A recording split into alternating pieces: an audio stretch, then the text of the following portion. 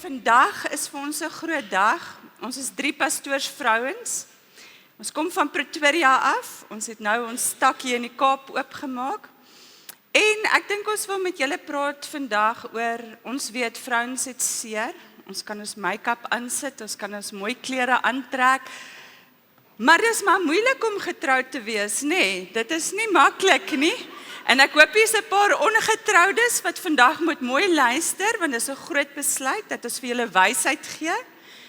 En dat ons vir julle die antwoorde gee, want aan die einde is dit God wat die antwoorde het. En al jou antwoorde lê in God en by God. So ons wil vandag vir julle net 'n paar openbaringe gee uit ons eie lewe uit, wat ons kan getuig van pad wat 'n mens stap in die lewe. Net daar waar mens by God se voete sit en die antwoorde kry. So vandag gaan 'n lekker lagdag wees, 'n lekker huildag, so ietsie van alles. En natuurlik hou ons vir julle die spesiale enetjie wat 'n mens nou nie meer kan afsluit nie. Ons noem dit die slaapkamer stories moet ons ook inbring. So ons sal na 'n pouse 'n bietjie met julle daaroor ook gesels. Dis 'n baie belangrike aspek van die huwelik. So ons moet hom ook verstaan. Maar kom ons maak net eers ons oë toe, dan bid ons saam. Halleluja, halleluja. Dankie Here, Abba Vader. Dankie Here vir vrou wees. Here, U het ook 'n orde waar ons inpas en 'n plek waar U ons beskerm en waar U baie lief is vir 'n vrou. Here, as ons besef dat ons vrouens, as ons in ons orde beweeg, daar waar U ons wil hê, dat daar groot seëninge vir ons is, dan kan daar niks wees wat ons vra wat U nie vir ons sal gee nie. Abba Vader, ek vra vandag dat die Heilige Gees hier sal wees teenwoordig, dat U met elke vrou sal werk vandag, elke antwoord vir haar gee op elke vraag in haar lewe, elke hartseer traan sal opdroog. Dat ons hier uit sal stap as nuwe vrouens. Vrouens wat weer krag het. Here, ons land het sterk vrouens nodig. Ons kinders het ons nodig om sterk te staan, om 'n verskil te maak in ons man se lewens, 'n verskil te maak in ons kinders se lewens, om hierdie wêreld te verander. Here, dit lê by 'n vrou en dis 'n kragtige wapen as 'n vrou weet dat as sy sterk staan, as sy die rots van die huis is, dan kan haar baie dinge draai. Ek bid Here, ek vra dat U Gees vandag met elkeen van ons hier sal wees met hierdie verrigtinge. Ek pleit die kosbare bloed van Jesus oor elke een van ons, soos wat ons nou hierdie tyd gaan uitkoop, dat dit kalm en rustig sal wees. Ons geliefdes is veilig daar waar hulle nou is. Ons bid Here dat daar geen steurnisse van ons kant sal wees nie, maar dat ons vrouens hierdie tyd kan uitkoop om in die Gees te wees en naby aan U te wees. Ons loof en prys U naam vir 'n geseënde dag in Jesus naam. Amen en amen. Amen. Nou ja, ek weet nie of julle al op 'n plek gekom het in jou lewe waar jy regtig glo dat 'n man is van 'n ander planeet. Ek weet nie wie's op aarde nie, want partykeer voel ek is in Mars en hy's op Venus en albei is net heeltemal op 'n ander planeet. En nou gaan dit moeilik. En wat maak moeilik? Moeilik veroorsaak konflik. Konflik in 'n huwelik. Dit veroorsaak oop deure. As 'n mamma en 'n pappa beklei, wat gebeur? Daar kom siektes in jou huis en jy maak deure oop en die kinders word aangeval. So ons moet in 'n plek kan kom waar ons absolute vrede het in ons huise. Maar terwyl ons so miskommunikeer, het ek gesê, Here, nou hoe werk dit? Hoe kom ons nou op baie plek van vrede uit? Nou elke mens het 'n ander manier van om te kommunikeer met die Here. En nou moet jy onthou, dit help nie jy vra vir jou pastoor of vir iemand, hoorie, hoe moet ek nou met die Here praat nie? Jy moet self weet, en ons noem dit jou salwing. Jou salwing is 'n plek waar jy die Here die beste ontmoet. Myne is die woord. Toe ek die Here ontmoet het ek verlief geraak op die woord. Ek is 'n baie reguit mens, so ek hou van swart en wit, so die woord werk vir my, daar's nie grys areas nie. As die Here so sê, dan is dit so, dan kan niemand strei nie, dan bly ons in die woord. So die woord is vir my baie lekker, en ek kry al my antwoorde in die woord. Maar dink bietjie, waar is jou salwing? Waar is die plek wat jy die Here die beste ontmoet? Was dit miskien nou met die worship? Nee? Hoeveel van julle is eintlik worshippers om te dink, toe jy nou so geworship het die Here so met jou gepraat en in jou hart gepraat en kon jy lekker met die Here terugpraat, want dis waaroor dit gaan. Is ek en die Here moet met mekaar praat. Ek moet my hele hart vir hom oopgee. Ek kan nie my geheime hou weg van die Here af nie. Die Here wil alles hoor. Hy wil hoor as jy kwaad is, hy wil hoor as jy skree, want hy judge nie. Want die Here is 'n toetser van die hart, hy hoor jou hart. En hy wil jou hart hoor. En dit is, die Here sê nader aan my en ek kom nader aan jou. So wat gebeur, is wanneer ek na die Here toe beweeg, dan begin ek en die Here met mekaar gesels, en dan moet ek leer om stil te bly. Girls, dis die moeilike een, jy kan nie net praat heeltyd nie, want hoe gaan jy hoor? Nee, daar's een mond en twee ore, want ons moet bietjie meer luister. So jy moet kan stil raak en hoor wat die Here vir jou wil sê. En so, dan is daar ook 'n ander plek van bid. Daar's mense wat bidders is. Ja, bidders is gewoonlik die mense wat dan ook profetiese gawes kry. Dis die mense wat weet hoe om te bid. Dis mense wat ure in die gebedskamer kan spandeer. En hoe meer tyd jy in jou gebed spandeer, hoe meer kry jy geopende oor om God se stem te kan begin hoor en te onderskei wanneer God met jou praat. So, daar's verskillende plekke waar ons die Here moet gaan soek. Gaan stil raak, want elke ou se huwelik is anderste. Elke ou se probleem is anderste. Maar so het ek die Here gaan soek en gesê, hoorie, ons moet nou 'n bietjie aan hierdie kommunikasie storie werk. En die Here het my teruggevat na die begin toe. En waar is die begin? Die begin van die skepping, want God het tog die huwelik ingestel, so God moet weet hoe werk die huwelik. En hy het my teruggevat na Genesis toe. En in julle boekies as ons lees, Genesis 2 vanaf vers 18 sê, ook het die Here God gesê, dit is nie goed dat die mens alleen is nie. Jy sien, die man is eintlik 'n mens, nê? Ek sal vir hom 'n hulp maak wat by hom pas. So wat is ons? Hy is die mens en ons is die hulp. Eenvoudig. Hoekom is 'n man 'n maatjie kry? Want ons is sy hulp. Hoekom dink jy het jou man jou gekies? En vandag praat ons oor 3 hurdles. Okay, 3 H's in die woord van God. Die eerste een is dan die hulp. Het jy al gedink, hoekom is jy jou man se hulp? Hoekom het hy jou gekies? Onthou nommer 1, ons raak mos verlief op mekaar, né? So dis eerste net daai van, hy dink jy is die heel mooiste vrou in die hele wêreld. Hy hou van wat hy sien. Maar 'n man bly nie net op dit nie. 'n Man se tweede, 'n man kyk dieper. Wanneer 'n man vir 'n vrou vra om te trou, dan moet daar tog iets wees wat sy het, wat hy nodig het. En so pas ons in mekaar, want daar waar hy swak is jy sterk. En daarom is jy sy hulp. Maar wat maak ons vrouens? Ons is ons kinders se hulp.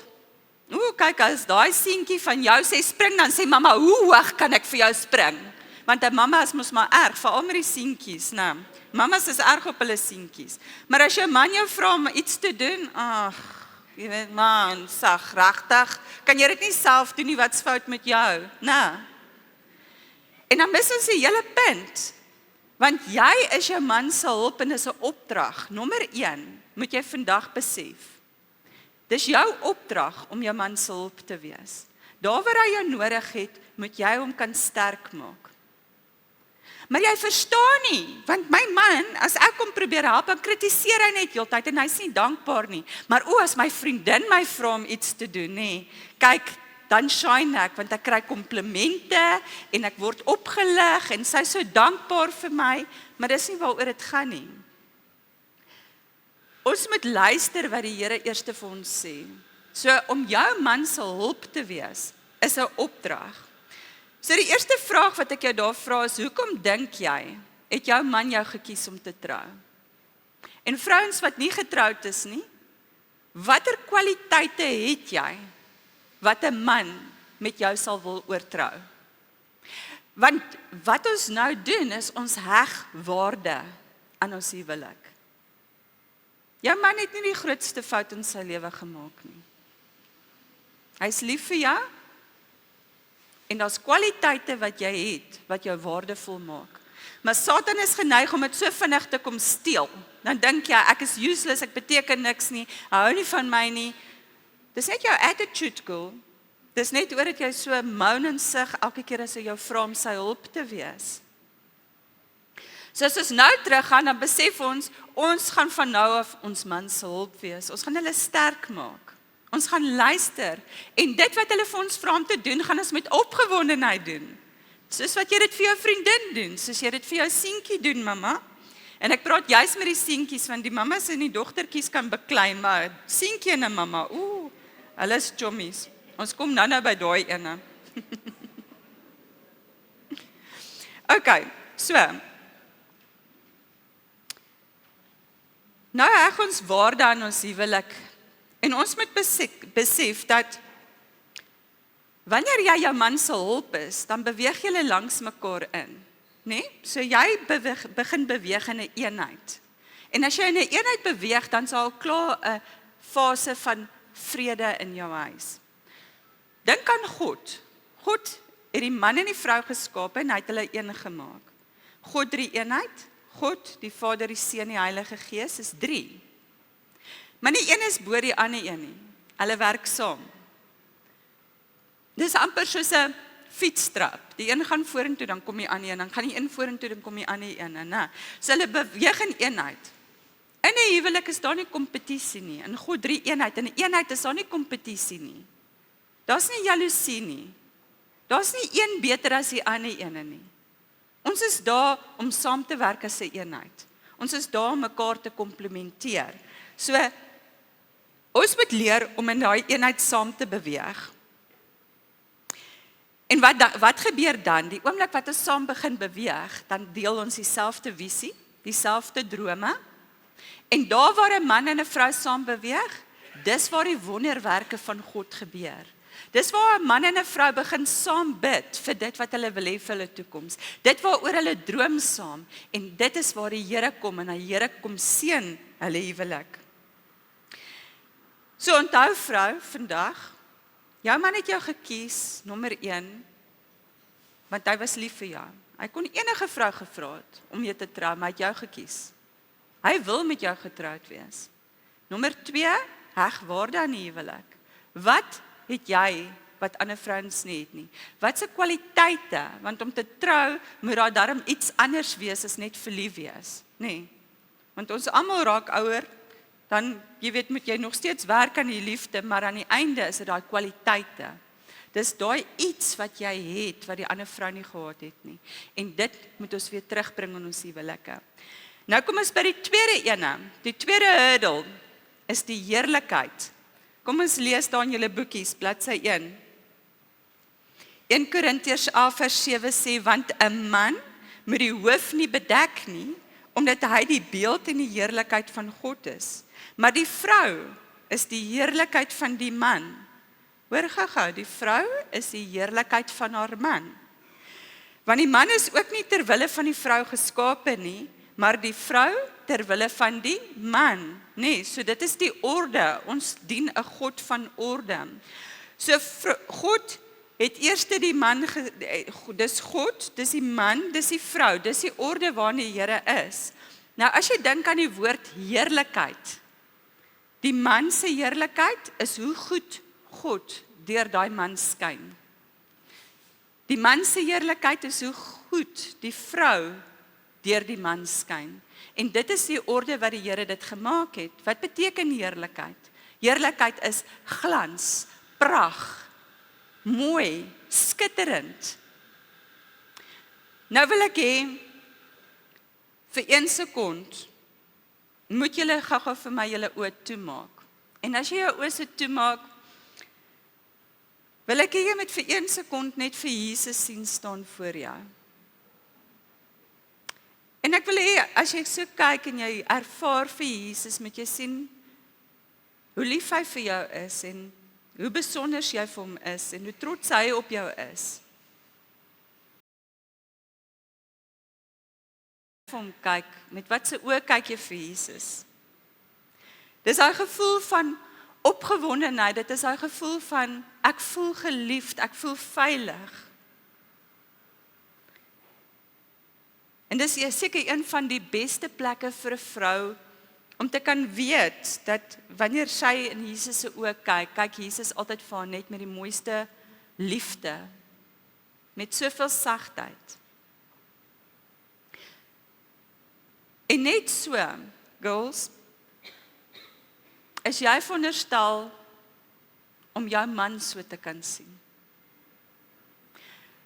Want jou man wil daardie selfde oë sien, daai glans, daai pragt. So as ons nou weer ons oë toemaak, en ek wil hê jy met 1 sekond weer jou oë toemaak, maar hierdie keer moet jy vir jou man voor jou sien. En eers gaan jy moet worstel nou, verby die kwaad, verby die seer, kom by sy oë uit. Kom by die mens uit wat God geskape het. Die man wat volle potensiaal het om te wees wie jy wil hê hy moet wees. En soos jy vir jou man nou kyk, wil ek hê jy moet jou oë verander. Jy moet sag raak, jy moet liefdevol raak. Dis die plek waar ons nou die band herstel om te sê, wanneer ek my man weer sien, gaan ek met hom met hierdie oë kyk. Ek gaan vir hom kyk met ander oë. Want het jy geweet jou oë is die vensters van jou siel? Het jy al gedink as jou man vir jou kyk, dat hy miskien insecure voel? Dat hy miskien kan sien hoe jy oor hom voel en dat dit nie vir hom lekker is nie? So wat van ons begin en ons kyk vir ons mans met ander oë? Ons begin vir hulle wys die liefde, die omgee, die sagtheid. Want as Jesus dit met ons doen, met al ons foute, met al ons oortredinge, met elke dag wat ons hom teleurstel, maar Jesus hou nooit op om vir jou anders te kyk nie. Jesus se liefde is onvoorwaardelik. En hy wil hê dat jy jou man so sien. Sien jou man, laat die pragt en die heerlikheid, die glans van jou man terugkom deur jou oë en laat hy skitter. Amen. Dan die volgende ene waarna ons moet kyk, is die een waar julle nie baie van hou nie. Nog 'n hurdle. Heers, die woord heers. Hulp, heerlikheid en heers. Nou vir baie vrouens is hierdie 'n vloekwoord. Op bladsy 2 as ons lees, Genesis 3 vers 11 tot 13. En hy sê, wie het jou te kenne gegee dat jy naak is? Het jy geëet van die boom? Ek sê altyd, het jy gevreet? Het jy geëet van die boom waarvan ek jou beveel het om nie te eet nie? En die mens antwoord, onthou die man is mos die mens. En die mens antwoord, die vrou wat u my gegee het, wat by my was, sy het vir my gesê om van daardie boom te eet, en ek het geëet. Ja, partykeer luister hulle vir ons. Daarop sê die Here God aan die vrou, wat het jy nou gedoen? En die vrou antwoord, die slang het my bedrieg en ek het geëet. So blame shifting heeltyd, nee, maar die sonde het ingekom en die sonde het gebeur. En saam met die sonde het 'n vloek gekom. Genesis 3 vers 16 sê, aan die vrou het hy gesê, ek sal grootliks vermeerder jou moeite in jou swangerskap. Amen, wie kan saamstem? 10 dae, baie seer, om 'n baba te kry. Nou, met smart sal jy kinders baar. En nou, na jou man sal jou begeerte wees, en hy sal oor jou heers. Ag, nee. En is dit tot vandag toe so? Ja. Maar nou moet ons onthou. En nou breek ons dit oop. En nou breek die Here dit vir ons oop. Het julle geweet, toe die Here die aarde gemaak het, het hy die aarde gemaak uit niks. So, hy het dit uit niks uit gemaak nie. Maar toe hy die vrou gemaak het, het hy die vrou gemaak uit iets uit. Uit wie uit? Uit die man. So hoekom het 'n vrou 'n begeerte vir 'n man? Want sy is nie uit niks uitgemaak nie. Sy's gemaak uit iets uit. Sy kan nie eensaam wees nie, sy kan nie alleen wees nie, sy het heeltyd hierdie smagting, hierdie begeerte om 'n man te hê. Want God het dit so geskape, anders het hy die vrou uit niks uitgemaak nie. Maar hy het 'n vrou gemaak vir 'n man. So God wil hê, iemand moet nie alleen wees nie. Hy wil ons saam sit, so ons begeerte sal altyd daarso wees. Nou as ons begeerte het vir ons mans, hoekom is dit emosionele chaos in ons lewens? Hoekom is dit nie lekker nie? Nee. En dan sê die Here, want hier kom die antwoord. Weet julle hoekom nie? Want elke vrou begeer 'n goddelike man. Elke vrou begeer 'n priester van haar huis. En dis die probleem. Ons mans is nie priesters in hulle huis nie. Ons mans tree nie goddelik op nie. En hoe gaan ons dit regkry om ons mans weer priesters te maak? Ons het een plek. Jy roep hom terug in die troonkamer, in jou binnekamer, op jou knieë, bid jy en jy roep hom terug en sê, Here, ek roep my man terug as priester in die huis. Maar jou man kan nie 'n priester in die huis wees, vrou, as jy nie in orde is nie. Wat is orde? Hulp, heerlikheid. En dan kan ons kom by, hy kan heers. Want is dit nie maklik as jy 'n man van God het, om te luister, om te sê, ja my man, dis reg my man, so te hop vir hom, oor dat hy so goddelik is. Dis lekker om 'n man van God te hê. Maar as jy nie 'n man van God het nie, en hy tree nie priestelik op nie, is dit verskriklik moeilik vir die vrou, want sy het die hele tyd 'n begeerte vir hierdie man van God. Sy soek 'n goddelike man, sy soek 'n priester in haar huis. En dit begin eers in die huis. En vandag, vrouens, wil ek vir julle sê, dit begin by jou. Wees jy daai goddelike vrou? Hê daai stille gees. Laat toe dat die Here deur jou werk. Jy weet, dit laat my dink aan Sara met Abraham. Sara het vir Abraham gesê, my Heer. Hy sê vir haar, hoorie, Sara, ons gaan nou 'n bietjie so halfpad 'n lintjie vertel, want ons kom nou by hierdie konings aan, en ek is baie bang hierdie koning, want dit is 'n vreemde land, en ek is baie bang hierdie koning gaan my doodmaak vir jou, want jy is so 'n mooi vrou. Speel net saam en sê, jy is my sussie. So wat sê hy eintlik vir haar? Hoorie, ons gaan nou in hierdie vreemde land kom, as jy my sussie is, gaan die koning jou vat, hy gaan jou verkrag, hy gaan jou vat as vrou, en hy gaan met jou liggaam maak net wat hy wil, want dis hoe dit hoort, nee? Dis wat die konings daai tyd doen. En net so gebeur dit. Die koning sien Sara is baie mooi. Hy vat haar in sy paleis in.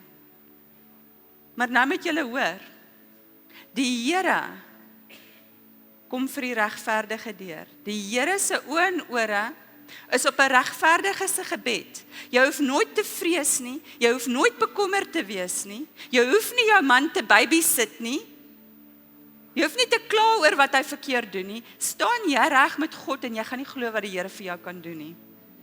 Ons moet net reg staan by die Here. En Sara kyk haar man en sê, dis reg my Heer, ek doen dit. Wat doen die Here? Hy stuur 'n nagmerrie daai aand vir daai koning. Hy wys vir hom, jy gaan vrek as jy aan hierdie vrou vat. Hy is so bang, nee. Hy kom terug, hy gee geld en alles sommer vir Abraham. Hy sê, vat net jou vrou, wat het jy aan my gedoen? Wat besiel jy om vir my jou vrou te gee? Hoe kon jy nie net vir my gesê dis jou vrou nie? Abraham sê, ek was 'n bietjie bang. Hy was vir daai sekond nie die priester nie. Maar sy het priesterlik opgetree. Sy het haar man geëer. Sy het hom nie geBible punch nie. Sy het hom nie afgekraak nie, sy het hom nie verneder nie. Sy het hom nie sleg gesê nie. Sy was net in die Here. Sy was net by die Here en die Here het vir haar deurgekom. En dit is wat ons vrouens moet doen. En dan is dit maklik dat ons mans oor ons kan heers. Bladsy 3 vraag 3 sê, watter dinge smag jy na?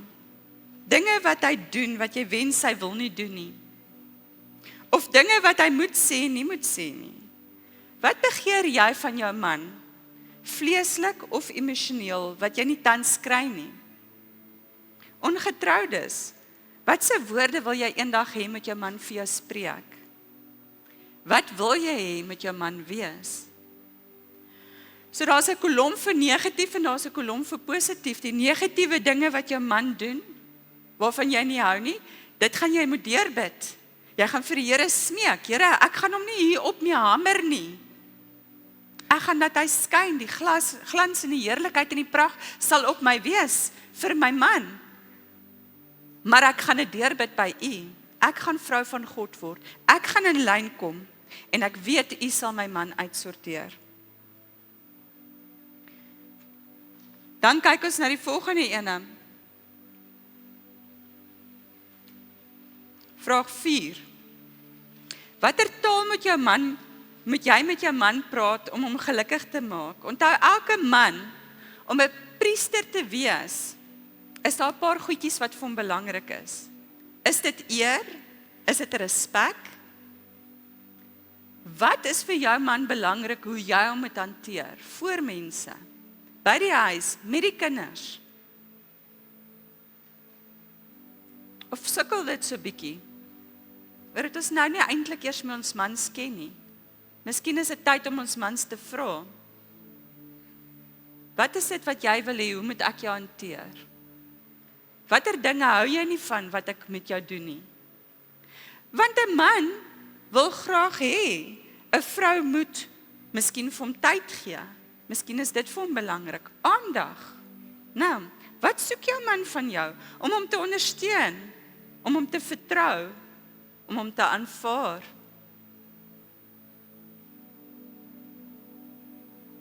En dan watter 2 kragwoorde moet ons vrouens leer om te kry? Wees tevrede en wees gelukkig. In jou omstandighede, daar waar jy nou is, maak 'n besluit. Ek gaan opstaan. Ek gaan tevrede wees, ek gaan gelukkig wees. Klaarpunt finish. Satan, jy het genoeg gesteel in my huwelik. Jy gaan nie meer hierdie negatiewe goed in my kop die hele tyd sê en met my praat nie. Ek skuif dit een kant toe. Ek gaan gelukkig en tevrede wees, want ek kyk na glorie, na heerlikheid na my man. Ek het die priesterskap vir hom gegee. My man is 'n priester. Ek spreek dit, ek leef dit en dit gaan vir my so wees. Ek gaan my man se heerlikheid laat skyn. My oë gaan vir hom wys wie ek weet wat hy kan wees. En wie ek wil hê hy moet wees. Ek gaan hom so begin hanteer. Ek gaan in my orde kom. En die oomblik wat jy hierdie dinge gaan regkry, dan kan ons kyk na bladsy 5, ek gaan nou nie deur dit gaan nie, kan ons kyk na 'n deegsame vrou. Al daardie eienskappe en kwaliteite is wat 'n deegsame vrou is. Sy werk hard, sy hardloop rond, sy sloef haar af, sy kyk dat almal kos het in die huis. So wat is sy eintlik? Sy is die voorloper. Sy's sterk. En wat maak haar kinders? Hulle loop rond en hulle het respek vir haar, hulle eer haar. Sy kry eer en respek. Haar man, waar is hy? As jy jou man so gaan hanteer, is hy die een wat in die poorte gaan rondloop. En hy gaan baie grand voel. Want my vrou laat my goed voel. My vrou dink ek is die beste wat daar is. Al het ek foute. Die foute stilletjies in die binnekamer, daar sorteer sy dit uit. Sonder om met hom daaroor te praat. Want dis nie haar plek nie. Dis God se plek om met jou man te praat. So vrouens, ek wil hê julle moet uitgaan. Jy moet jou man se hulp word. Jy moet sy heerlikheid laat skyn. En laat toe dat hy oor jou heers. Want jou begeerte sal altyd vir jou man wees. Amen? Amen.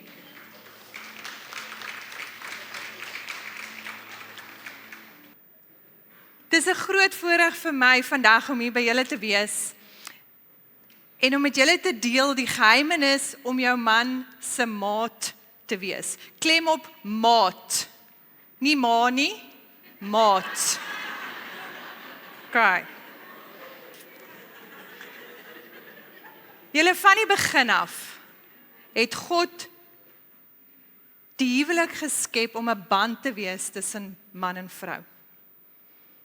Die huwelik is 'n heilige verbond met groot krag. Maar die vyand probeer ons altyd mislei en dan probeer hy ons weghou van die waarheid af. Hoe?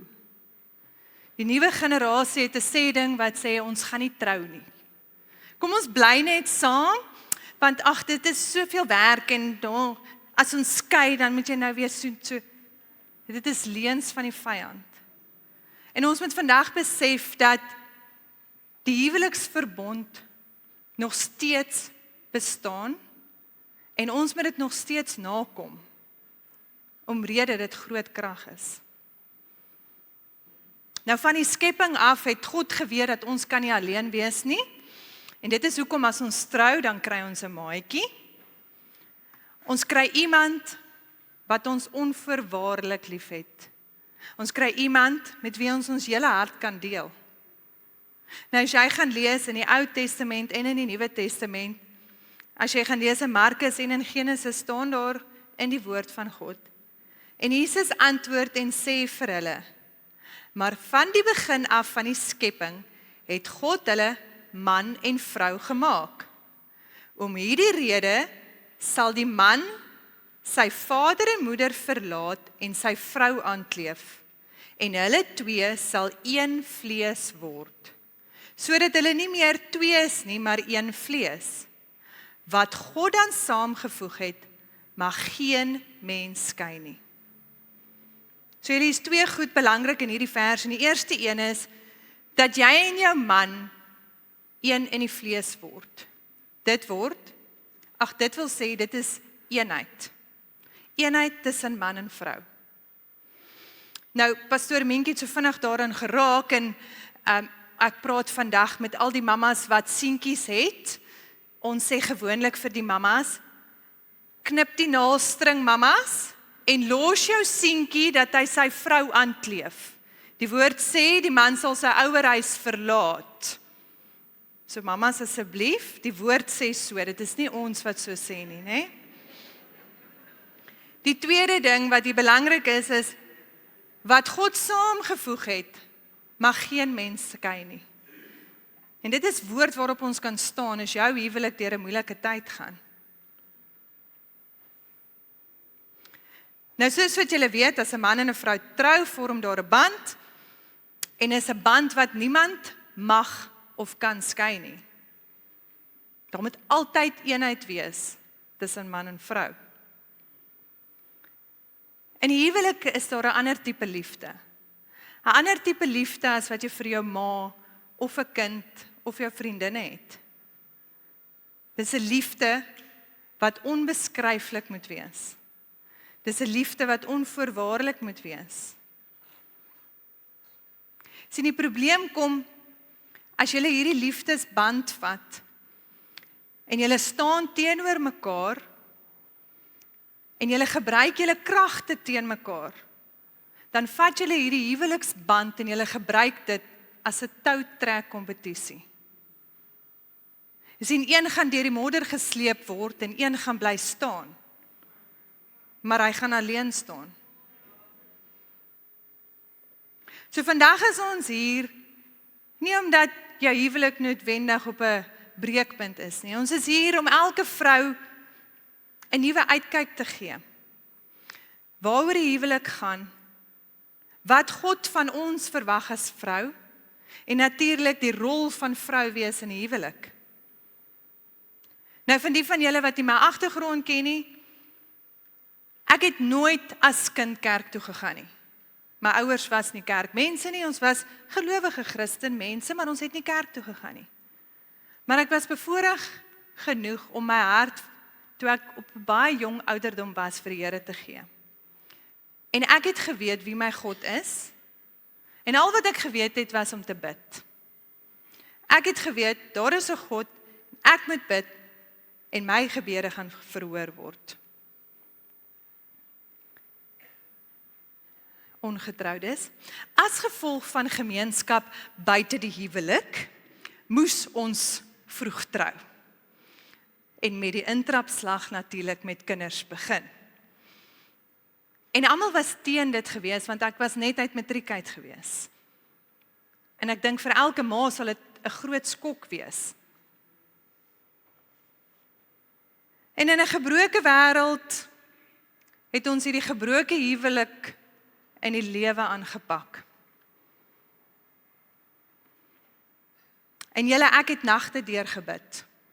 Ek het gebid vir my man, vir my kinders, vir ons huwelik, vir ons toekoms. Ek het nie geweet wat om te bid nie, want ek het op daai stadium nie so sterk verhouding met God gehad nie. Al wat ek geweet het is om my hart met God te deel. En die aande as my man nog nie by die huis was nie, het ek gebid dat die Here hom moet veilig huis toe bring. Sy dors bietjie moet les daar by die kuierplek waar hy besig was, dat hy bietjie vroeër in die aande huis toe kom. Julle, God is so getrou, hy het elke gebed verhoor. Baie van julle sit dalk hier vandag en julle dink daar's geen redding vir jou man nie. Hy drink dalk ook te veel. Hy glo nie, hy vloek en hy skree. Maar een ding wat ek geleer het, is dat geen gebed is te klein of te groot vir God nie. Geen gebed nie. Ongelukkig ja, kan dit partykeer jare vat vir jou man om te draai. Maar julle, ons as vrouens van God mag nooit moed en geloof verloor nie. Ons moet nooit ophou bid vir ons mans nie. Nou toe ek in my BC jare was, die before Christ, en al wat ek geweet het was om te bid, het ek baie keer net die Onse Vader gebid. Want as jy nou vir die hoeveelste keer gebid het, Here, bring my man veilig by die huis, dan raak jy nou al uit woorde uit en jy dink, okay, kom ons probeer iets anders te, dan bid jy nou maar die Onse Vader, want dit is al wat jy ken. Onthou, God ken jou hart. Hy ken elke persoon se omstandighede en tekortkome, al bid ons net die Onse Vader. Nou, skei is nie God se wil nie. Skei is nie God se eerste plan nie. En ek dank die Here vandag, dat ek nie aan skei gedink het nie. Al waaraan ek gedink het is, om my man voor God se voete neer te lê. En nou, na jare se saad in die grond, sit ek met die vrug. Want nie net het my man sy lewe handomkeer gedraai nie, hy het begin opstaan in die bediening, en vandag kan ek vir julle sê met 'n trots hart, dat my man is 'n man van God. En dis hoekom ek hier is vandag, om vir julle die getuienis te gee. Nou ons pad saam met die Here het 13 jaar terug begin, nadat 'n lelike hartseer ding oor ons pad gekom het ons gelukkig by ewige lig uitgekom. En is hier waar die Here my werklik aangeraak het. Dis hier waar ek geleer het om 'n dieper verhouding met God te hê. Dis hier waar ek geestelik begin groei het.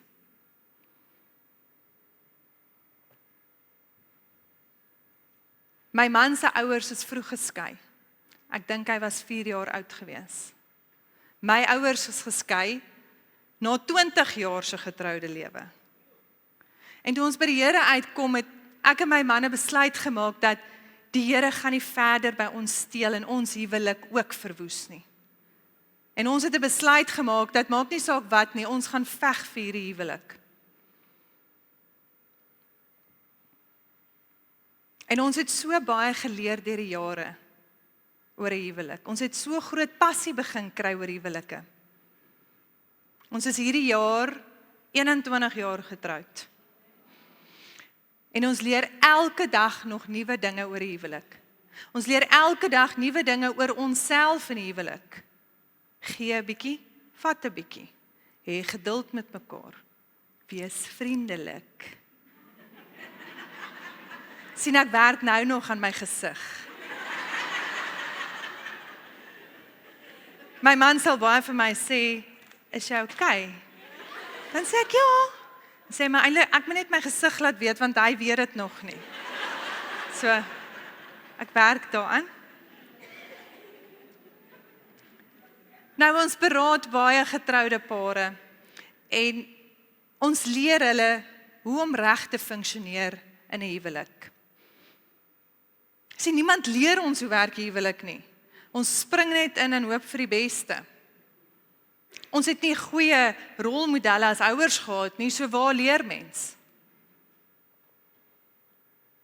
Maar daar's soveel eenvoudige goed wat jy in jou huwelik kan doen, wat jou huwelik na die volgende vlak toe kan vat. Nou as ons berading doen, is daar altyd 'n paar vrae wat ons vra en vraag 6 is, altyd een van my eerste vrae is, ken jy jou man se temperament?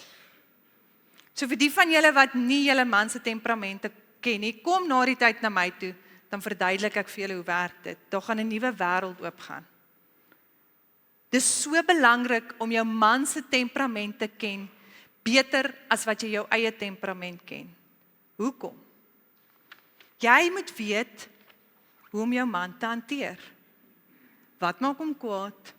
Wat maak hom geïrriteerd? Wat maak hom gelukkig?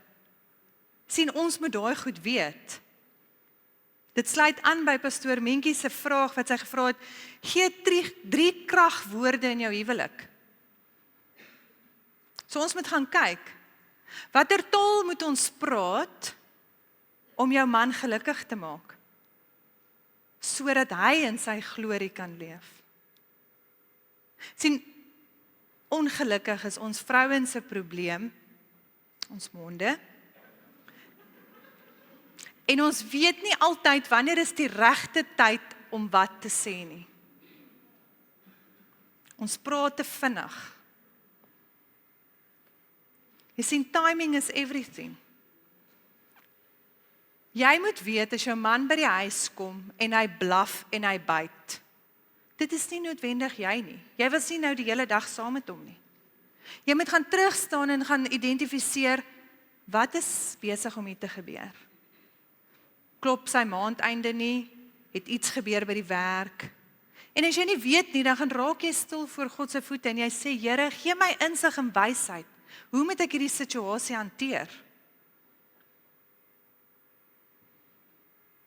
Jy kan nie vir hom sê, wat is nou alweer fout met jou vandag? Of rarig, is dit nou so erg? Is dit nou hoekom jy so lyk? Nee. Jou man wil huis toe kom na sy veilige plek toe. Hy wil geliefd voel, sonder druk of sarkasme van sy vrou af. Jy sien, my man sê altyd, 'n vrou bepaal die atmosfeer by die huis.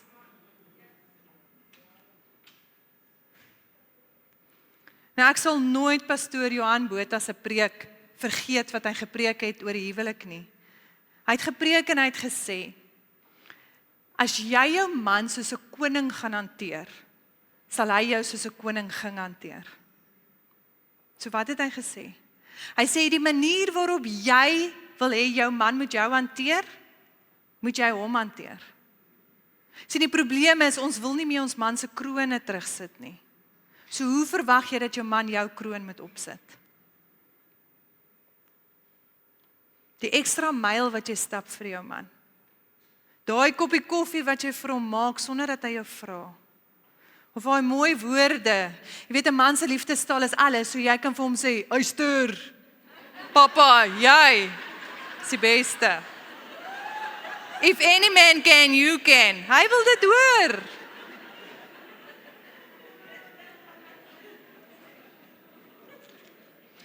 Want ongelukkig sien ons dit so baie in die ou getroude pare. Daai huwelike wat al 10, 20 jaar getroud is. En dan irriteer alles wat die man doen die vrou. Niks wat hy doen is reg nie. Hy praat nie reg nie, hy trek nie reg aan nie, hy gooi nog steeds sy wasgoed daar neer, alles gaan verkeerd. Want dan, na 10 jaar is die vlinders weg en die verliefdheid is weg. En dan wys die vyand jou alles wat jou man verkeerd doen. Dit wat hy verkeerd gedoen het toe jy ontmoet het, maar nou doen hy niks en hy sê niks reg nie. Jy sien, ons moet ons mans bystaan. Ons moet hom help met goeie besluite.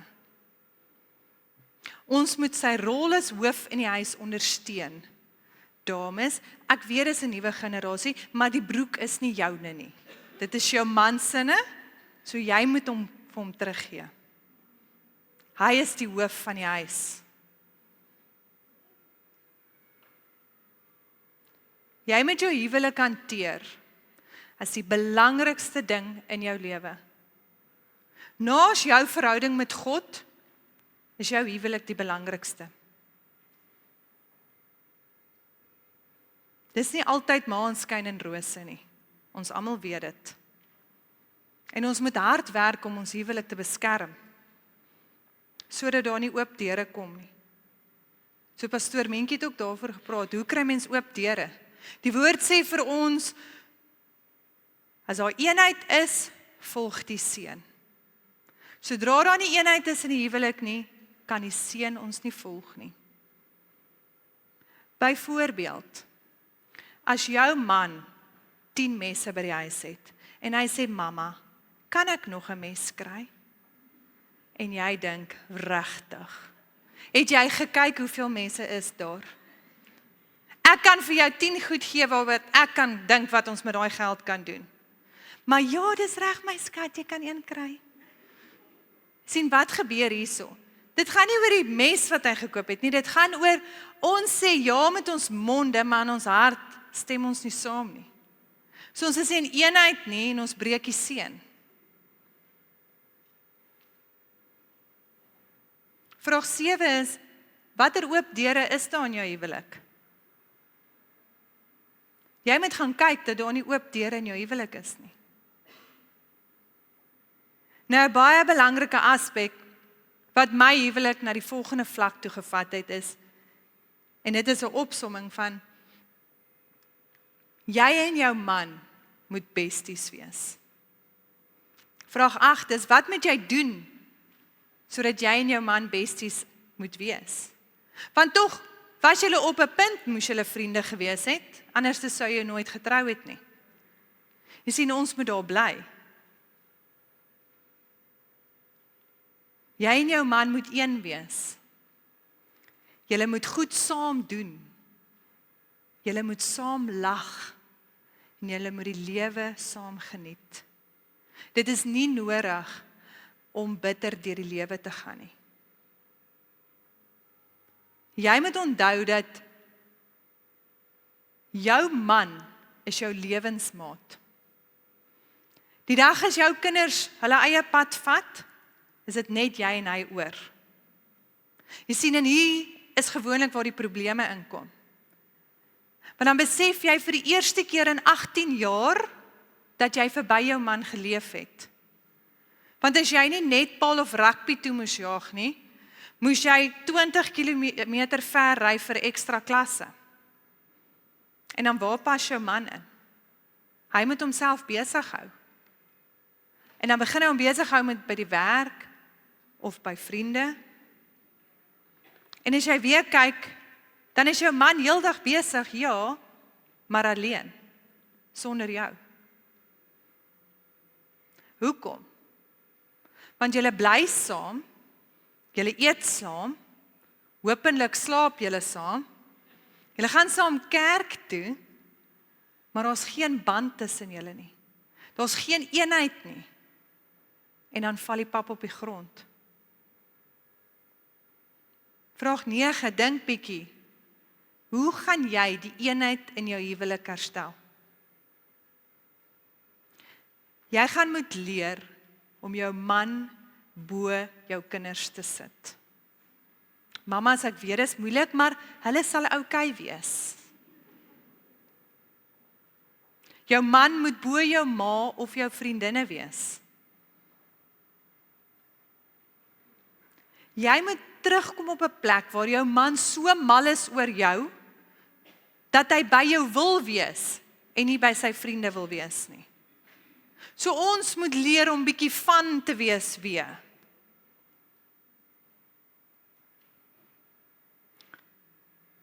Om jou man se beste vriend te wees, beteken beste vriend. Dames, dan het jy nie ander mansvriende nie.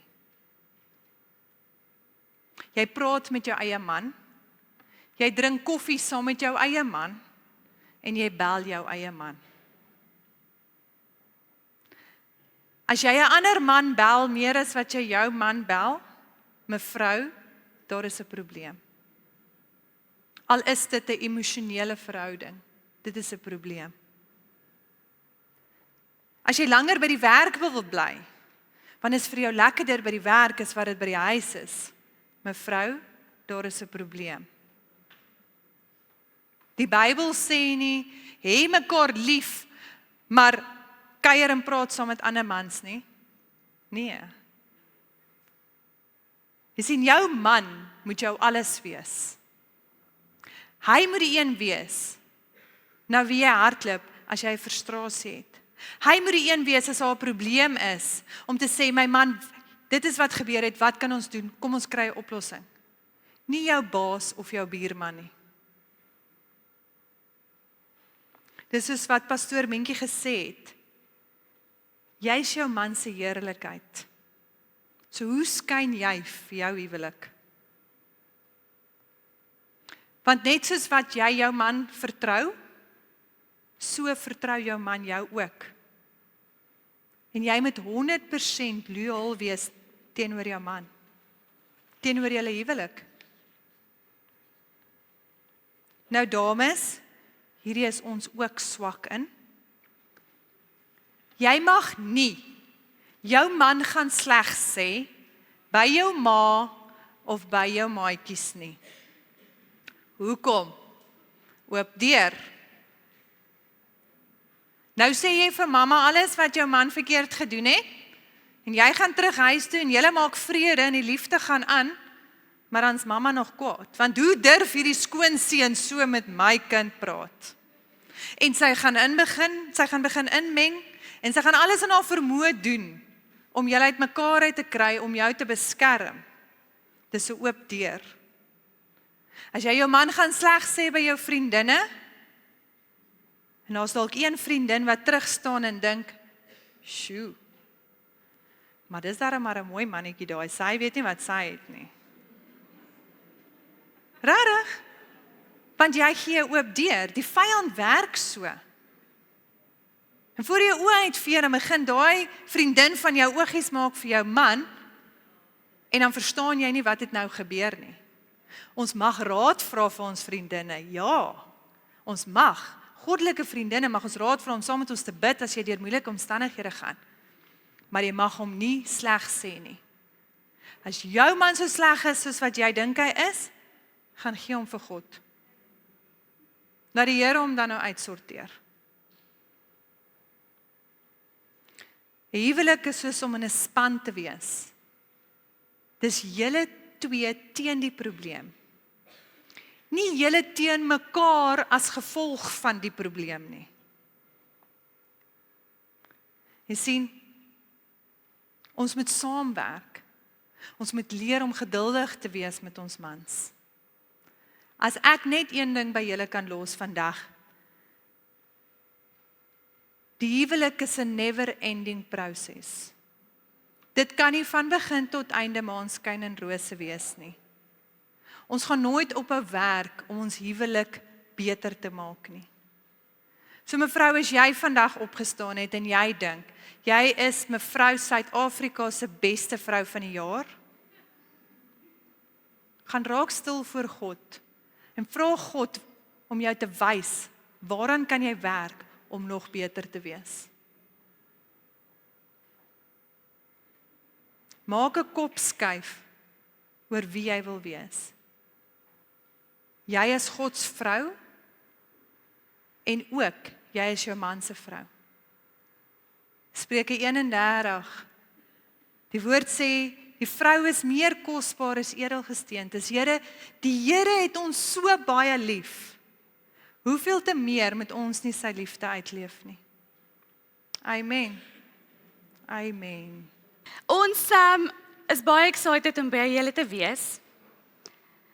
Julle kan julle boekies oopmaak by vraag 10, as julle wil saamvolg.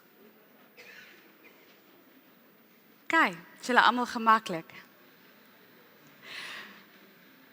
Okay, so julle paar jaar terug, toe besluit ek en my man, ons gaan vir ons kinders een van hierdie oulike beddens koop met die trappies en die laaitjies en dit maak net sin want jy weet dis maklik om jou goed te bære daarin en ons is baie excited oor hierdie bed en dit lyk te mooi en ons het die bed bestel en baie opgewonde wag ons vir die ding om afgelewer te word. Ek is meer excited as die kinders en die trokkie kom daar aan en die trokkie is toe nou baie kleiner as wat ek gedink het. En die ouetjie klim uit en hy laai vir my 'n boks af. En op die boks is 'n prentjie van hierdie mooi bed wat ek bestel het en baie disappointed kyk ek vir hierdie delivery man en ek vra vir hom maar ek verstaan nou nie lekker nie. En hy sê toe vir my, mevrou dis baie maklik. Hy sê binne in daai boks is daar 'n boekie en daai boekie gaan vir jou presies sê om die ding te bou. Hy sê dis regtig maklik en ek tog wel as hy sê dis maklik, dan kan dit seker nie so moeilik wees nie. En ek het die boks in die huis in, my kindertjies is nog klein, so julle kan net imagine. Julle 4 ure later, okay, stap 500 in 'n rugspasma, draai ek om die buis van hierdie bed bo op te sit en die ding wil nie pas nie. En ek draai hom alle kante toe om, hy wil nie pas nie. Nou ek is so heel ongelukkig oor dit en ek het die boekie daar beet en ek wil nou bel vir die vervaardiger want ek is convinced hulle het vir my 'n stikkende bed gegee.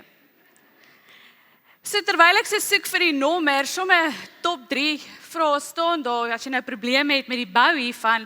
Nommer 3, as jy sukkel om die buis van hierdie ding neer te lê, please refer to step 3. Kyk julle. Nou kyk ek die bed op en af en eventually kom ek tot die konklusie dat ek het by stap 3 een plankie verkeerd omgesit. En daar is net een manier om dit reg te kry. Ek moet die hele ding afbreek. En ek moet weer bou van stap 3 af. So hoekom vertel ek vir julle hierdie storie vandag? Want die huwelik is nogal baie soos dit, né? Ons word van kleins af, sien jy storieetjies en dis hierdie prins op die wit perd en alles lyk net amazing en jy kan nie wag om te trou nie. Julle wat binnekort gaan trou, julle is super excited, reg? So jy sien die prentjie en dis die prentjie waarin jy wil inkoop.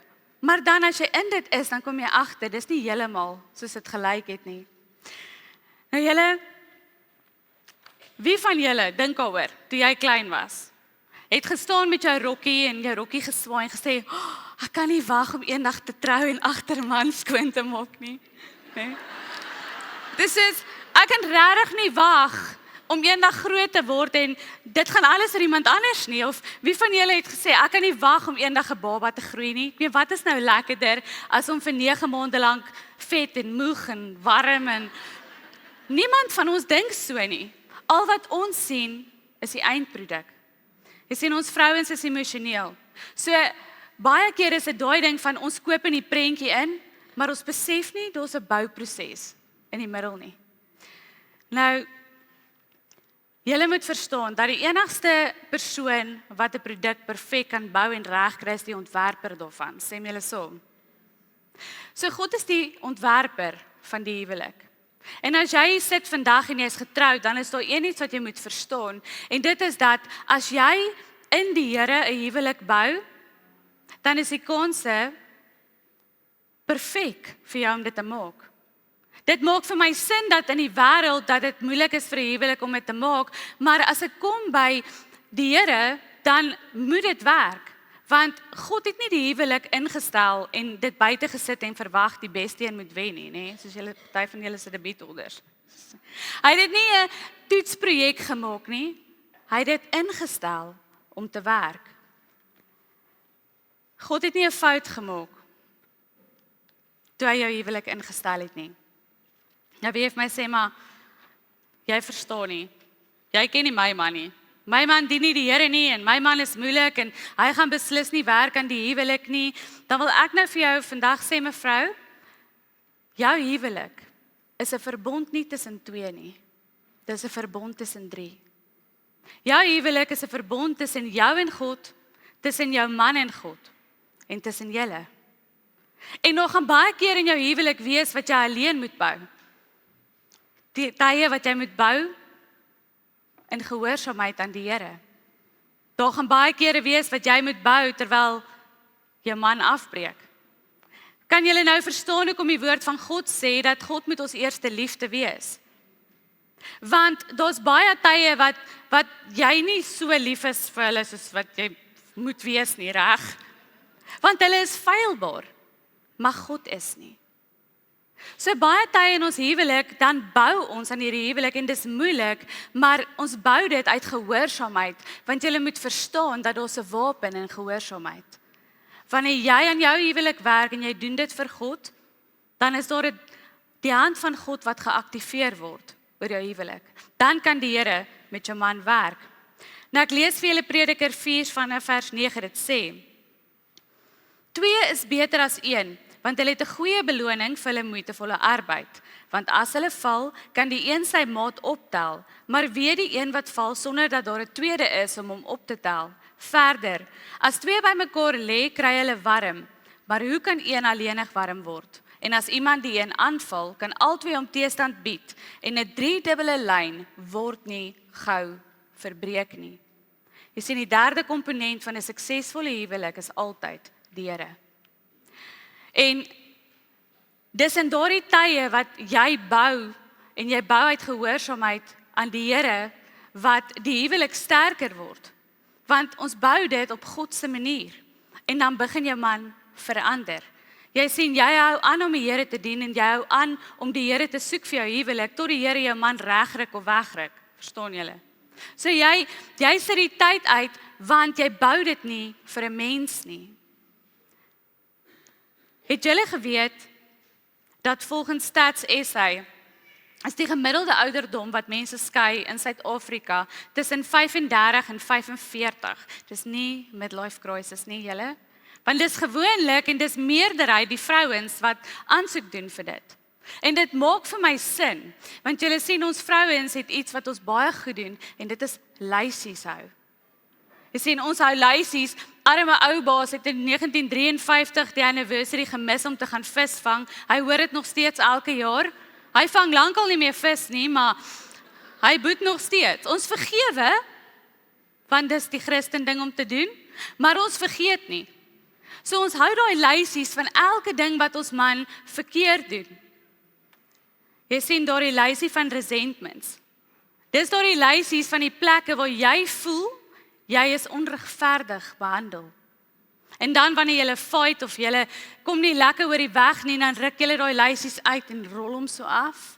Want hy moet net onthou van daai paar keer wat hy dit en dit en dit en dit het, reg? So ek kan dink dan as jy kom by 35, 45 is die lysie nogal redelik lank. Spreuke 14 vers 1 sê: Die wysheid van die vroue bou die huis, maar die sotheid breek dit met eie hande af. Nou wil ek vandag vir julle sê, imagine God het lysies gehou van ons sondes. So, dit is sotheid om te dink ons gaan 'n huis opbou as ons vashou aan lysies wat selfs God nie eens hou teen ons nie.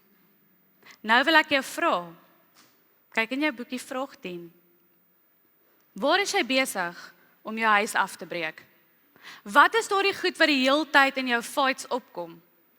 Daai konstante hakplekkies wat jy hom aan herinner. Want jy sien, vandag is 'n goeie dag om daardie lysie weg te gooi. Vandag is 'n goeie dag om jou huwelik aan te pak uit 'n nuwe perspektief. Want die probleem is dat meeste van ons hier het nie ons huwelik gebou op God se resep nie.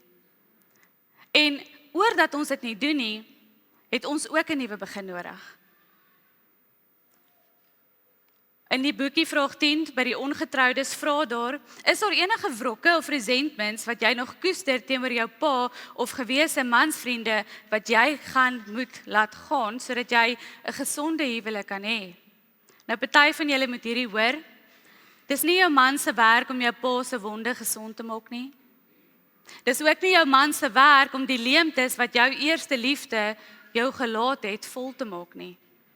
Ek en jy het die verantwoordelikheid om genesing te kry vir onsself. Jy sien, ek en jy gaan eendag alleen voor God staan. En daarom kan ons nie 'n huwelik aanpak as ons stikkend is nie. Waar is dit waar jy nog stikkend is? Waar is dit wat jy gaan herstel moet kry vir jou huwelik om perfek en reg op God se manier gebou te kan word? Ek lees vir julle uit Genesis 2 vers 18 en dan vanaf vers 22 dit sê: Ook het die Here God gesê, dis nie goed dat die mens alleen is nie. Weer eens, mens nie. Ek sal vir hom 'n hulp maak wat by hom pas. Vers 22. En die Here God bou die rib wat hy van die mens geneem het tot 'n vrou en bring haar na die mens. Toe sê die mens, dis nou eindelik been van my gebeente en vlees van my vlees. Sy sal mannin genoem word, want sy is uit die man geneem. Nou julle, God maak vir Adam 'n hulp wat by hom pas. God sien, dit is nie goed dat Adam alleen is nie. Vir julle wat seentjies het, ek het 'n seentjie. Ek kan verstaan dat hulle nie alleen is. Dit vat nogal meer om hulle te leer as die dogtertjies, reg? Maar hier is Adam en God maak hom uit die stof van die aarde uit. Hoekom? Want hy's gemaak om die aarde te bewerk. Hy's gemaak om die aarde te cultivate. Hy's gemaak om die aarde op te pas. God maak uit Adam 'n vrou. Hoekom? Want ons is gemaak vir Adam. Maar julle, hier's waar dit beter raak. Jy sien, in die woord van God word hierdie woord hulp, die woord gebruik aizer. Wat beteken aizer? Nee, dit beteken nie skoonmaker of kinderoppasser nie, okay? Aizer beteken om sterk te wees, om uit te red, om te verdedig, maar met mag, om te omring, te cover en te koester. Die woord van God sê, God maak vir Adam 'n aizer wat by hom pas. En 'n aizer, as 'n mens dit op daai manier gaan kyk, wat altyd in 'n militêre manier gebruik word in die woord van God, beskryf 'n warrior. Nou, hoe kan ons dit nog meer bevestig? Het julle geweet dat dieselfde woord aizer word meer as 26 keer in die woord van God gebruik om God self te beskryf, waar hy opdaag om sy volk te beskerm of te red?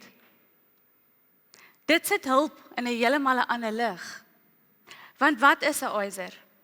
Jy sien, die tweede woord en die tweede komponent van hierdie woord is wat by hom pas, gegnegtu. Dit beteken, God sê iemand wat langs hom staan in eenheid.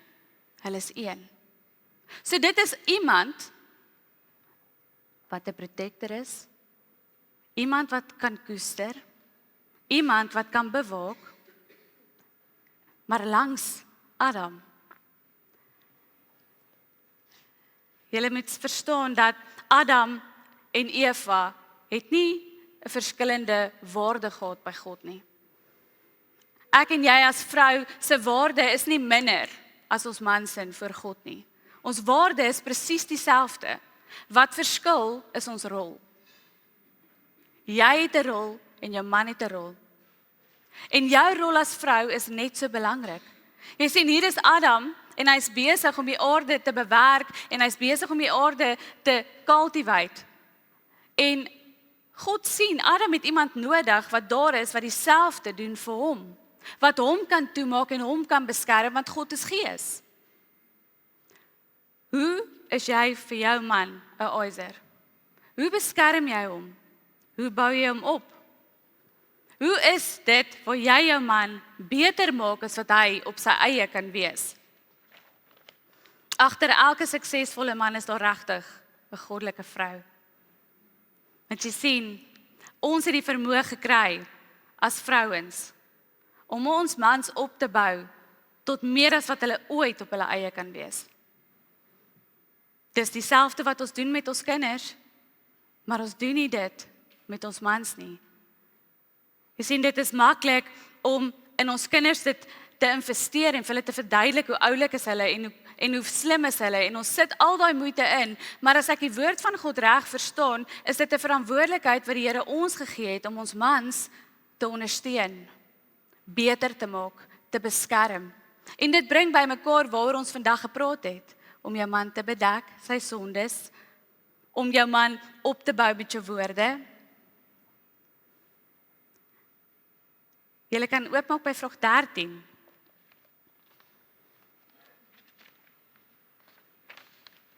Voor God is jy en jou man een. En dit is so, dat jou man die eer gaan kry, want jy bou hom op, tot die beste van wat hy kan wees. Maar jy sien, 'n vrou van God het 'n ander ingesteldheid.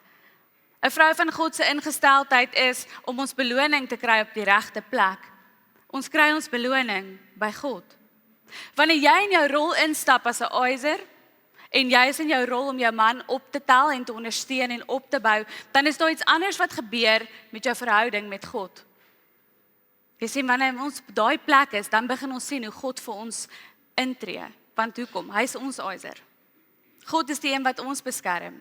So wanneer ons op ons plek is, dan begin ons sien hoe God ons paaie gelyk maak. Hoe ons gesond bly, al word almal om ons siek. Hoe ons suksese kan behaal, al is ons hoe besig. Hy maak ons daar langer. Hy maak ons mooi van binne af en dit spoel na buite toe. Wanneer ons op ons plek is as 'n aiser, want jy moet verstaan, jou huis se sukses, jou man se sukses is joune ook. En jou kinders se sukses hang af van dit ook. Sien, dis God se plan. Om effektief te beweeg in jou gesin as man en vrou, julle is besig om iets te bou. So dit maak nie sin dat jy teen mekaar beklei nie, maar as jy in die Here dit saam bou en jy werk saam elkeen in jou rol, imagine, waartoe kan jy in jou huis gaan? Hoe jy jou man vandag sterk maak, maak 'n verskil. Daar is niks daarmee fout om die koning in jou huis te wees wat die geld en die finansies inbring as dit is wat jou man nodig het nie. Daar is niks daarmee fout om 'n ma te wees wat by die huis al die ure insit om jou kinders reg groot te maak nie. Solank jy bly in jou rol. Jy sien, die probleem kom in wanneer ons uit ons rol uitbeweeg. Wanneer ons wil heers. Wanneer jy jou man sterk maak, en jy is die vrou wat agter hom staan en wat hom support, wat vir hom opbou tot wie hy regtig moet wees. En jy het 'n voltydse werk. Niks daarmee fout nie. As dit is wat jou arm nodig het om die beste te wees wat hy kan, doen dit. Maar jy moet nie die arm word nie. OK. Hoe kan ek my man opbou? Nou julle, vraag 15 in julle boekies. Dit begin altyd by effektiewe gebed. Dis nie daai gebed van, ag Here, help net hierdie man nie. Okay, daai's nog nie regtig gewerk vir enige van ons nie. Okay? Dis effektiewe gebed van, Here, ek kom vandag en onthou, mamas, ek weet ons staan klaar vroeg op. Staan vroeër op, okay? Ons sê ons het nie tyd vir gebed nie. Nee, ons het dit net nie geprioritiseer nie. Jy staan vroeër op, want as jy verstaan die krag wat gebed het, dan sal jy besef dat jy nie sonder dit kan nie. So wat is effektiewe gebed? Daai goed wat jy neergeskryf het waaroor jy so kla, dis vat jy na die Here toe. Effektiewe gebed is, Here, ek kom vandag en ek bid vir my man. Waar ook hy vandag sal gaan, sal hy geseënd wees by sy ingang en by sy uitgang. Here, hy sal vandag goeie besluite maak en hy sal vandag waar ook hy gaan, die vrees van die Here op hom hê. Here, dankie dat U sê, U stuur die engele saam met hom. Hy sal nie vandag sy voete in 'n klip stamp nie. Here, dankie dat ek vandag my man se rug kan toemaak in die gees. En hy gaan vandag by sy werk instap en U gaan vir hom guns gee by sy vyande ook, want U sê U sal. Dis effektiewe gebed. Dis die gebed wat 'n man se rug toemaak, wat hom daai voorsprong gee, want die wêreld is moeilik daar buite. So wat se gebed sit jy in vir jou man? Want ons probleem is, ons bid baie keer want ons soek wat ons wil hê. Ag Here, laat hy net asseblief net bietjie mooier met my praat en Here, laat hy asseblief net, maar wat as jy bid, Here, ek bid dat my man 'n godsman sal word. Ek bid dat maak nie saak wat nie, U sal iemand oor sy pad stuur sodat hy die Here sal dien. Here, ek sal 'n godsvrou word sodat my man uit my stille gees uit na U toe kan draai. Dis effektiewe gebed. Die tweede een, regte woorde. Nou ons het nou 'n bietjie daaroor gepraat. Jy kan nie elke dag vir jou man sê hy's useless en dan vir hom kwaad wees as hy useless is nie, okay? Weet jy hoeveel krag is daar in jou woorde? Jou my mam, jy lekker dik geraak, hè? Goed vir sy selfbeeld. Hy gaan baie konferensie hê môre as hy by die werk instap. Jou woorde maak meer sin en het meer krag in daai man van jou se lewe as wat enige iemand anders het. Jou man is die produk van dit. Jy hoef nie met hom saam te stem om hom op te bou nie, en jy hoef ook nie vir hom te lieg nie, okay? Jy hoef nie vir hom te sê hy lyk soos George Clooney as hy nie so lyk nie. Dit is eenvoudig van, weet jy wat, liefie? Ek weet dat jy is in staat tot hierdie ding. En ek weet, want ek ken jou, as daar iemand is wat hierdie ding kan maak werk, is dit jy. En as hy 'n fout maak, om vir, ek het jou gesê. Nee. Jy sê van, weet jy wat, my liefie, ek besef, dit was nog 'n manier wat ons geleer het om dit nie te doen nie, maar ek is saam met jou in hierdie ding. Jy gaan dit uitfigure. Ek weet jy gaan dit uitfigure. Wees daai tipe vrou wat hom nie skop as hy lê nie. En hoe doen ons dit? Met ons mond. Om te sê, weet jy wat? Daar's 'n hele see vol visse, maar ek kies jou. Ek like jou. Nes jy is. En dan vat jy die goed wat jy nie like nie na die Here toe. Okay? Sê dit nie vir hom nie. Maar jy bou hom op met jou woorde. Die derde ding, en ons het Pastor Sheila het ook daaroor gepraat, is om jou man se sondes te bedek. Nou julle verstaan reg. Om jou man se sondes te bedek beteken dat ek gaan bidkamer toe en ek sê, Here, ek sien hierdie ding in my man en ek hou nie daarvan nie. En ek kan nie na hom toe gaan en dit aanraak nie, want dit is nie in my orde nie, maar ek weet U kan. So ek kom vandag en ek bid teen hierdie ding. Here, ek kom en ek vra dat U met hom sal werk. En dan as die Here met jou man werk, kom hy die pad uit. Okay? Want hulle leer soms op 'n moeilike manier.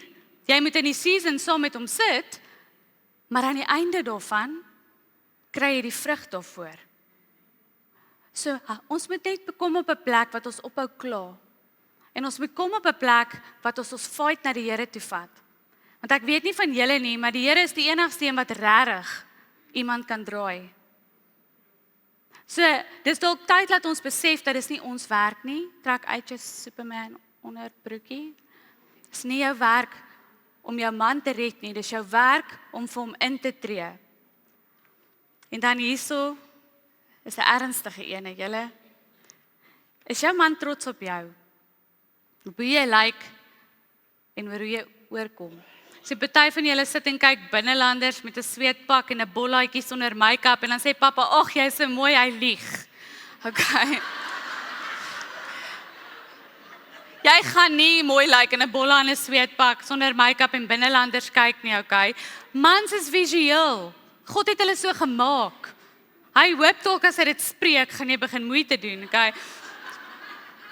Party vrouens bid, hoorie my man date my nie meer nie. Hy love jou, maar daai beige onderklere, ek seker hy wil dit nie meer date nie, okay?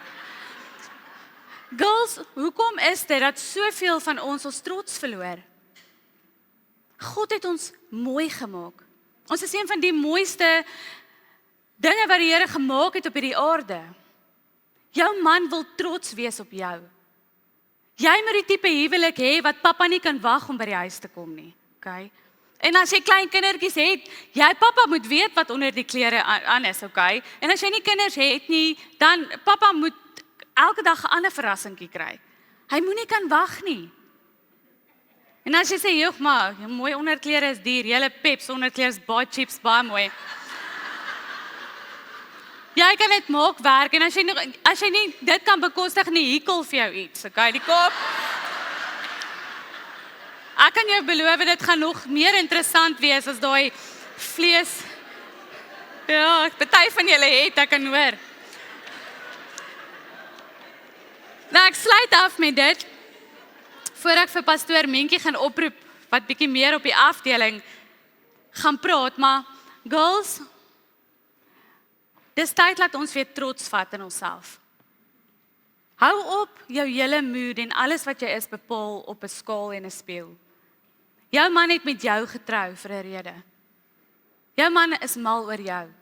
Jou man gaan nie rondkyk as jy vir hom iets gee om voor te kyk nie, okay? Wie van julle gaan shop as julle honger is? Okay, is nie 'n goeie idee nie. So jy stuur ook nie vir pappa dorp toe as hy honger is nie, okay? Maar meer oor daai onderwerp, Pastoor Mentjie.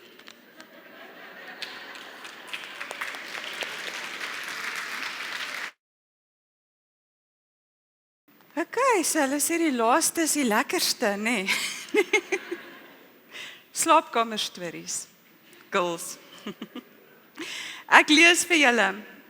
Markus 10 vers 7 tot 9 sê, om hierdie rede sal die man sy vader en moeder verlaat en sy vrou aankleef. En hulle twee sal een vlees word, sodat hulle nie meer twee is nie, maar een vlees. Wat God dan saamgevoeg het, mag geen mens skei nie. Ons praat van autoriteit. Ons praat van as God se woord sê, niemand mag die huwelik skei nie. Dan is dit iets waarop jy kan staan. Dis iets wat jy binnekamer toe kan vat en sê, Here, hierdie mense wat so interfereer in my huwelik, hierdie vrou wat lol daar by die werk, die skoonma wat inmeng in ons sake, wat tweedrag bring in ons huwelik. Here, ek kom sê vir u dat hierdie dinge nie reg is nie. Jy kan autoriteit daaroor vat. Onthou, jy's een in die vlees. Baie mense dink een in die gees, maar die woord sê ons is een in die vlees. Okay. As ons een in die vlees is, wat beteken dit nog? Kom ons lees verder.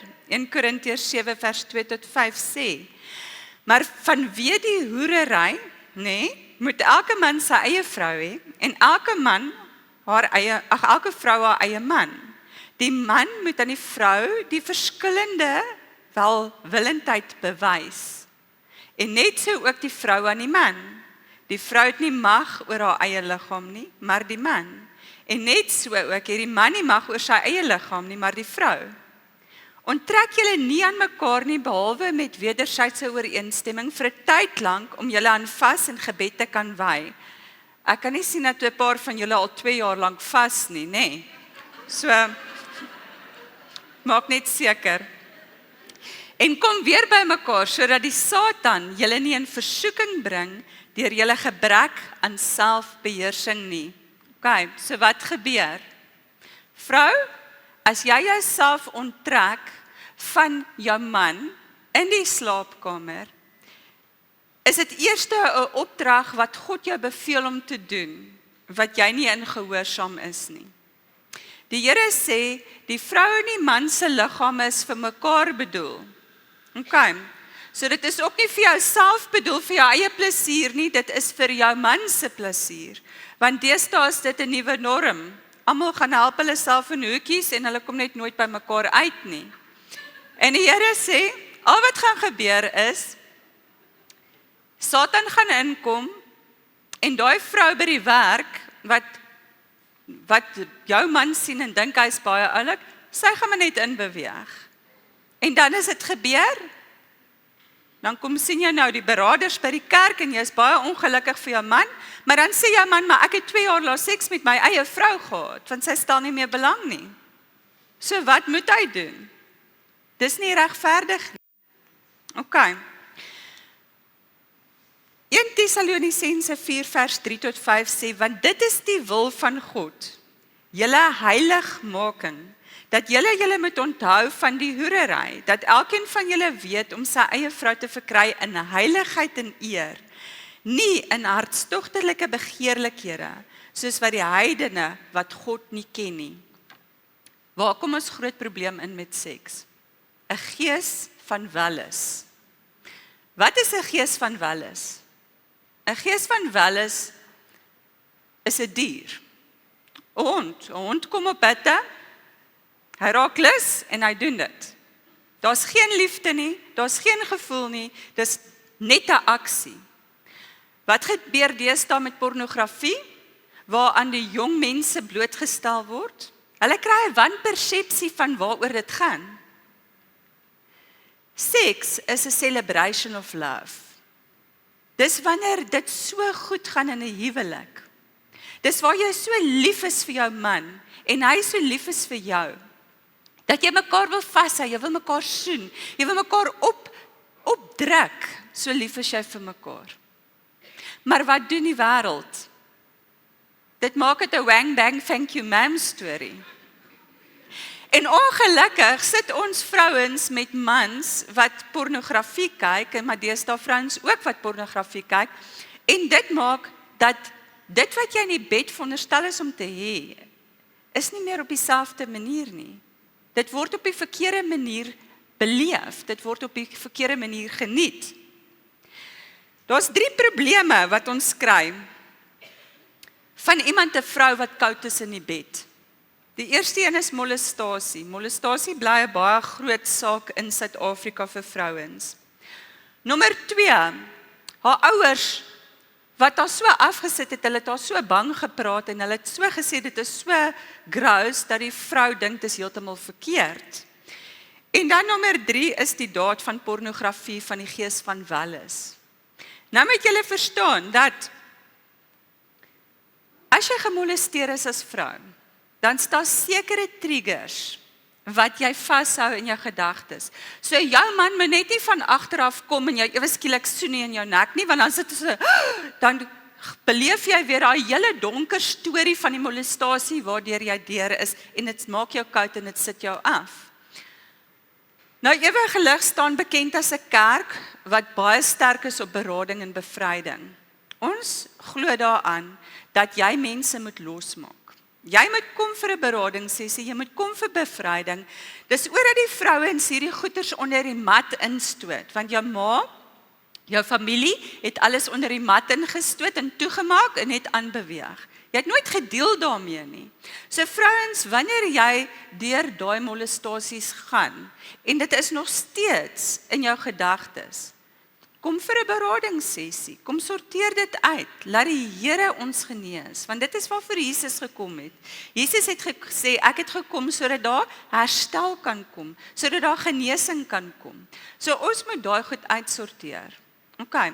Dan, nommer 2, wat moet jy vir jou man doen? Jy moet jou man leer die no-go's. Wat mag hy en wat mag hy nie? Die Here sê dis jou liggaam. Jy moet kan weet waarvan hou jy en waarvan hou jy nie? Maar as jy dit nie vir jou man gaan vertel nie, hoe gaan hy weet? Jy moet hom leer. Onthou, dit is weer 'n kante toe. Jy moet kan oop wees. Onthou, in die bed is daar nie 'n plek wat ons inhibisies het nie. Jy sal hoe lank saam met jou man, daar moet ons kan gemaklik wees en met mekaar gesels. Dan as daar is dat jou man pornografie kyk, en vrou, jy is bewus daarvan en dit sit jou af, dan help dit nie jy gaan skree op jou man en beklei met jou man nie. Jy kan vir hom sê, my liefie, weet jy, ek weet jy het 'n probleem, ons noem dit 'n verslawingsprobleem, nee, of dit nou drank of dit nou rook of pornografie is. Dit kom van elders af en is 'n verslawing. Bring jou man kerk toe en sê vir hom, dis 'n veilige omgewing in jou kerk waar ons beraders het wat met hom die pad stap, wat hom ook help om daarvan ontslae te raak. Dat ons daai gees wegjaag, want dis 'n gees, dis 'n demoon. En wanneer ons hom weggejaag het, dan kom jy op 'n plek waar jy rein is, waar jy skoon is, waar die gebedskamer weer van voor af begin met liefde, waar jy dan in daardie liefde kan inbeweeg. En dan as jou ma vir jou gesê het, dis 'n no-go en dis verkeerd, en jy is bang daarvoor en jy weet nie wat nie, onthou, as jy gaan Hooglied lees in die Bybel, dan praat die Here van daai liefde. Gaan lees Hooglied, gaan sien hoe mooi die Here dit gemaak. Begin sien dat dit iets mooi is wat God ingestel het, en wat God sê ons moet doen, want dit is belangrik. Dan kom ons nou by, wanneer jy in die bedkamer, in die slaapkamer ingaan, moet jy een ding onthou. Vrou, daar's jy queen. Dis jou plek, jy kan daar die kroon dra. Okay, dis een plek waar ons toestemming gee vir die kroon. Jy's in beheer. Jy's in beheer van die date nights. Jy's in die beheer van wat jy wil doen, wanneer jy 'n date night beplan, en waarvan jy hou en waarvan jy nie hou nie. 'n man is seksueel aan mekaar gesit. Hy wil dit net hê. Hy gee nie om wat jy alles sê nie. Solank hy dit net kry aan die einde van die dag, is hy doodhappy. So, jy kan alles beplan en vir hom die leiding gee en vir hom alles vertel wat vir jou belangrik is. Maar nou kom ons op 'n date night. Nou gebeur daar weer ietsie, papa is laat en julle moes al 'n halfuur terug gery het of die kinderoppassers het nie opgedaag nie, jy's kwaai en weet jy wat sê papa dan? Hy sê, daar gaan die seks alweer vanaand. Ons mag nie spiteful wees ooit nie. Jy gaan jou man nou volgende keer surprise en maak nie saak hoe kwaad jy is nie, date night is date night. Jy het jou sexy kleertjies aan, jy's opgewonde en jy sê vir papa, kwaad of nie kwaad nie, ek wag vir jou in die bed. Nee, ons gooi ons emosies een kant. Wanneer dit is, seks is 'n opdrag. Hoor gaga, seks is 'n opdrag. As jy dit nie gaan doen nie, die tannie by die werk gaan dit doen. Okay, so. As jy hom los en jy wag 'n week en jy wag 2 weke en jy wag 3 weke, dan gaan jou man opbou. En wat gebeur as ons nie seks het nie? Het julle al agtergekom as jy nie 'n gereelde sekslewe het nie, dan kom die klein irritasies in. Ewe skielik irriteer alles jou van jou man. Want hoekom? Ons is gemaak wanneer ons celebrate, ons liefde celebrate, dan sit 'n stof wat afgeskei word en dis jou dopamien wat afgeskei word. En daai dopamien is jou happy hormoon. So dit maak jou weer happy en vriendelik en jy verdra weer alles en jy's net weer in 'n goeie by. So volgende keer en jy moet sorg dat dit vir jou so aangenaam en lekker raak, dat jy dit begin so geniet, dat as papa die date night mis, dan sê hy, hoorie, papa is bietjie weer tyd. Ons is agter. Dis hoe belangrik dit is, né? Nou moet ons onthou, seks, soek die man darm 'n vrou wat dit ook geniet. Hy soek nie 'n opblaaspop in die bed nie. Okay. Hy soek ook nie, soos jou ouma jou geleer het, my skat, doen wat jy maar doen, byt aan die kussing vas, maar kry dit net oor en verby nie. Nee man, girls. Dink julle dit gaan vir jou man lekker wees? As hy sien jy verdra hom net. Nee. Jy moet leer, jy moet jou eie liggaam leer ken en jy moet kan weet. Wat is vir jou lekker? Leer jou man. As jy nou 20 jaar jou man nie geleer het nie, genade girls. Dan is dit nou hoogtyd, dat ons dit begin geniet. So as jy daaraan dink, wat sal jou seksueel in die mood kry? Skep die perfecte atmosfeer en begin dit doen. Dink aan jou man romanties. Wanneer ek 'n date night het vanaand, begin jouself ingestel kry. Dink die hele dag aan jou man. Raak romanties in jou kop. Dink hoe mooi is hy, hoe sterk is hy, hoe mooi lyk hy in daai hemp, hoe lekker ryk my man. So jy met jou ingesteldheid begin regkry om opgewonde te raak, om by jou man uit te kom. Dan wil ek ook vir julle sê, dat julle moet onthou, dat daai triggers, van as jy gemolesteer is, kan jou partykeer terwyl jy in daai dates na 'n donker plek toe vat, dan beteken dit dat dit nog nie uitgesorteer is nie. Jy moet eers by 'n beraader uitkom, sodat hulle daai deel vir jou kan uitsorteer. Sodat wanneer jy by jou man is dit 'n nuwe bladsy, dis skoon, dis anderste. Want dis 'n gees van welis, wat hierdie lelik in die wêreld ingebring het. Dis pornografie, wat lelik is. En ons moet nou al vir ons kinders verduidelik, dat daardie, 'n gees van welis, as jy pornografie kyk, is seker een van die lelikste dinge wat in 'n huwelik kan inkom. Dit maak 'n vrou koud, 'n vrou wat rein en heilig is, 'n vrou van God, sal dadelik koud word teenoor haar man, wanneer hy sulke goeters kyk. Want ons is nie diere nie, ons is mense. Ons is emosioneel, ons wil geliefd voel, ons wil gekarrel voel. Amen. Amen.